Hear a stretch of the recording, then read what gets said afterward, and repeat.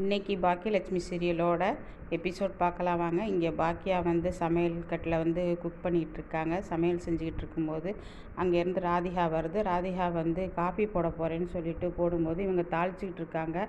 அந்த வாடை தாங்க முடியாமல் ராதிகாவுக்கு வாந்தி வந்துடுது. இப்போ வந்து உடனே வந்து ஈஸ்வரி கேட்குது, இங்கே யார் வாந்தி எடுத்தா அப்படின்னு கேட்குது. அவங்க தான் எடுத்தாங்கன்னு செல்வி சொல்கிறாங்க. சொல்லும்போது இவன் என்ன டாக்டர்கிட்ட போய் வாந்தி நிற்கலை, இரு நான் கஷாயம் போட்டு கொடுக்குறேன் அப்படின்னு சொல்லிட்டு கஷாயம் போட சொல்லுது பாக்கியாவை. பாக்கியா உடனே சொல்லிடுச்சு, இப்போ தான் பாக்கியா ஒழுங்காக பேசியிருக்கு, நான் ஏன் அடுத்த செய்யணும், அவங்களுக்கு அவங்க செஞ்சு கொடுக்கட்டும், இல்லை நீங்கள் செஞ்சு கொடுங்க, நான் அவங்களுக்கு செஞ்சு கொடுக்க மாட்டேன் அப்படின்னா. அப்படியா, உனக்கு அவ்வளோ திமிராயிடுச்சா? திமிர் இல்லாத அவங்களுக்கு நான் எதுக்கு செய்யணும் அப்படின்னு சொல்லிட்டு சாமி கும்பிட்றாங்க பாக்கியா. இங்கே வந்து கோபி வந்து பாக்கியாவை முறைச்சி பார்க்குறாரு. பாக்கியாவும் திருப்பி முறைச்சி பார்க்குது. இப்போ என்ன சொல்கிறாங்க, இது ஈஸ்வரி போய் இதில் கிச்சனில் போய் நின்றுக்கிட்டு, பாக்கியா ஜீரகம் எங்கே இருக்குது, ஓமம் எங்கே இருக்குது, அங்கேருந்து வந்து எடுத்து வச்சுட்டு போயிடுறாங்க கோவமாக.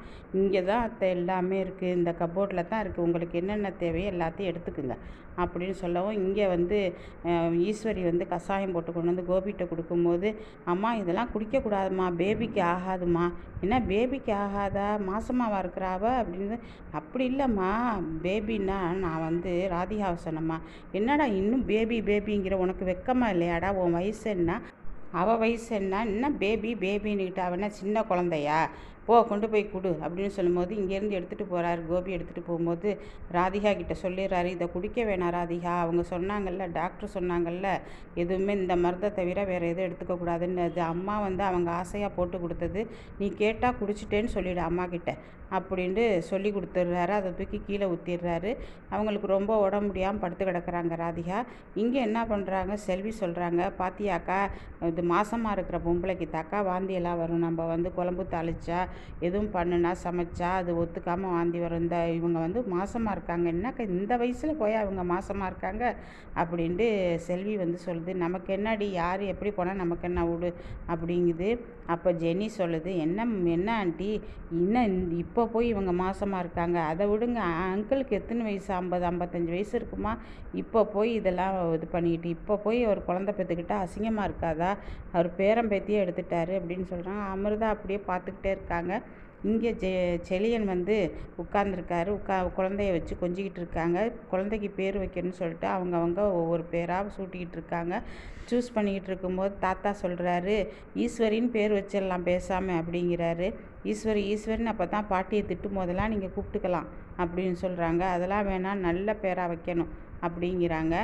ஜென்னியோட குழந்தைக்கு பேர் வைக்கிறதுக்கு பாக்கியா என்ன பண்ணுறாங்க, அவங்க மாமனார் கூட போய் ஜென்னியோட அப்பா அம்மா கூப்பிட போகிறாங்க. அதுக்கு அவர் சொல்கிறாரு, நீங்கள் இதில் தான் வைக்கணும், சர்ச்சில் தான் பேர் வைக்கணும் அப்படிங்கிறது. சர்ச்சிலையும் இல்லை கோயில்லையும் வைக்கல சார், நாங்கள் வீட்டில் தான் வைக்கிறோம், நீங்கள் கண்டிப்பாக வரணும் அப்படின்னு சொல்லிட்டு வர்றாங்க பாக்கியா.